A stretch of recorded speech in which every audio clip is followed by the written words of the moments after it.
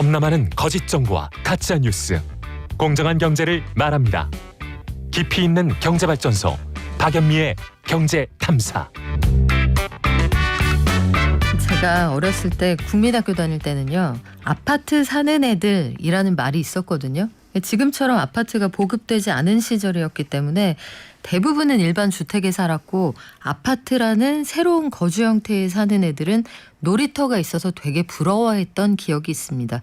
그런데 이제는 그런 시대가 아닌데도 아파트 놀이터 때문에 논란이 일고 있다고 해요. 갑자기 어린이 놀이 현장, 어린이에게는 놀 권리가 있다, 차별 없이 놀이 지원을 받아야 한다, 이게 생각나는 사건이었는데, 어린이 놀이터의 불평등, 상업화 실태, 오늘 참세상연구소 홍성만 실장님이 따져보십니다. 안녕하세요. 네, 안녕하세요. 최근에 이거 굉장히 공분을 샀던 사건이 있었어요. 네네. 이 아파트에 안 사는 다른 데 사는 어린이가 놀이터에서 놀고 있다고 여기에 사는 한 할아버지가 네. 너 이렇게 하면은 이거 도둑질이야 하면서 아이를 굉장히 혼내고 심지어 경찰에 신고를 한 일이 있었죠. 네. 이 정리 좀 해주세요. 네, 예. 최근 그 수도권의 그 한 아파트 입주자 대표가 이제 놀이터에서 놀고 있는 비입주민 어린이들을 이제 경찰에 신고한 일이 있어서 이게 큰 논란이 좀 됐었고요. 또 이제 며칠 전에는 그 또 다른 이제 한 아파트 단지에서 외부인이 놀이터를 이용하려면 인식표를 받게 해서 이게 또 큰 논란이 됐습니다. 인식표요? 네, 그렇습니다. 그러니까 이게 이제 그 서로 차별하고 이제 못 쓰게 하는 그런 문제인데요. 그 어쨌든 뭐 아이들에게 이렇게 좀 상처로 남는 이런 분쟁에 대해서 이게 뭐 지금도 뭐 일어나고 있지만 앞으로도 계속될 수 있기 때문에 오늘은 이 문제 따져보도록 하겠습니다.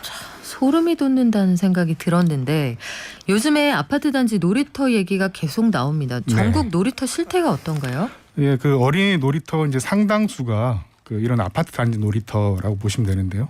전국에 이제 7만 7천여 개의 놀이터 중에서 한 4만여 개 정도가 아파트 단지 놀이터고요. 전체 놀이터의 이제 절반이 좀 넘는 그런 수준입니다. 그리고 이제 그 나머지는 이제 학교, 유치원, 어린이집 놀이터가 이제 한 2만 2천여 개가 있고, 그리고 이제 도시공원 이제 놀이터도 1만 1천여 개 정도가 있습니다. 그래요. 아파트 단지가 많으면 그 안에 군데군데 놀이터가 많기도 하겠고 요새는 대부분 학교, 유치원, 어린이집조차도 아파트 단지 안에 있잖아요. 그렇습니다. 예. 그러면 그쪽에 놀이터가 많을 수밖에 없겠네요. 네, 그렇습니다. 그 새로 생기는 놀이터도 대부분 이제 아파트 단지 내에 이제 설치가 되는데요.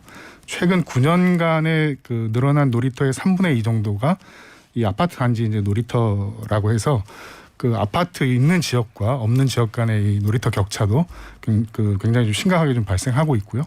그리고 이제 아파트 내에서의 이제 격차도 좀 불평등이 심각한 수준입니다. 그 부촌에 있는 그 대규모 그 브랜드 아파트 같은 경우에는 이제 수억 원대의 놀이터를 이제 만들고 있는 그런 상황인데, 영세한 가정이 사는 이제 소규모 아파트 놀이터는 수리 비용이 없어서 오히려 지금 폐쇄되고 있는 그런 실정이라고 합니다. 놀 권리조차 차별을 받는다. 참 네. 속상하기도 한데 도농 간의 격차는 어떻습니까?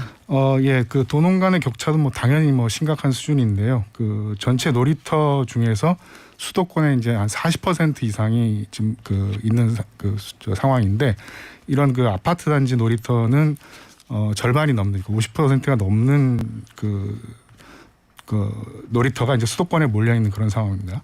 아무래도 이제 그 대규모 아파트 단지가 그 수도권 지역에 많기 때문에 놀이터 좀 그 많이 생기게 되는데요.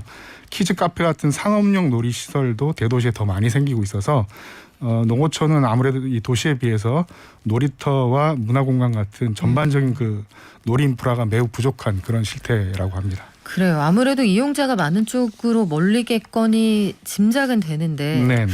저는 사실 그 아이를 키우면서 제일 받아들이기 어려웠던 게 심리적으로 네. 노는데 돈 내고 놀아야 된다는 거 있잖아요. 키즈 네. 카페. 네. 키즈 카페를 굉장히 많이들 이용을 하세요. 네. 그래서 저희 때만 해도 노는데 돈이 든다는 생각은 안 그렇습니다. 했었거든요. 예. 온라인 게임을 하거나 키즈 카페 가거나 이런 쪽으로 가는 것도 결국은 놀이 인프라가 충분치 않았을 텐데 이 상황은 어떤가요? 네, 그렇습니다. 그 어린이들이 지금 가장 많이 그 이용하는 놀이터 1위가 이제 앞서 말씀드린 그 아파트 단지 놀이터고요. 2위가 바로 이런 돈 내는 그 시설을 포함한 사설 놀이터인 걸로 좀 집계가 되고 있어요. 근데 이제 이 문제는 뭐 이게 뭐 좋아하거나 좀 기뻐할 문제가 아니라 오히려 이제 어린이 놀이터 문화의 그런 상업화, 이런 문제로 좀 볼 필요가 있지 않겠나 싶습니다. 먼저 식당이나 이제 키즈 카페 같은 그 돈 내고 들어가는 이제 사설 놀이터도 지난 9년간 2배 넘게 증가한 그런 상황이고요. 그다음에 창의력 발달을 가로막는 고가의 어떤 캐릭터 놀잇감, 그리고 이제 성별에 대한 고정관념을 심거나 폭력을 조장하는 그런 장난감 등이 여전히 좀 만연하고 있는 그런 상황이고요. 그리고 이제 온라인 게임도 뭐 다 그런 건 아니겠습니다만, 뭐 지금 말씀드린 그런 종류의 어떤 문화, 그러니까 놀이의 이제 상업화라고 볼 수 있는데, 특히 이제 한국 아동들 같으면 이게 놀 시간, 놀 틈이 좀 생기면 대부분 온라인 게임이나 SNS를 하느라 이제 바깥놀이를 좀처럼 즐기지 않게 된 그런 상황이 되었습니다. 키즈 카페가 그리고 이 요금이 뭐 관련 업계 종사하시는 분들의 생각이 다르겠지만 이게 만만치가 않습니다. 그렇죠, 이용료가 좀 고민을 좀 해볼 만한 문제인데, 아파트 놀이터가 많이 생겨도 개방을 해서 같이 공유하면은 좀 나아지지 않을까 싶은데 네네. 이거 왜 그렇게 문을 꽉꽉 걸어 잠그나요? 이게 좀 그 여러 가지 좀 안전 문제 같은 게 같이 걸려 있는데, 지금 뭐 150세대 이상의 아파트는 이제 놀이터 설치가 의무화되어 있는 그런 상황입니다.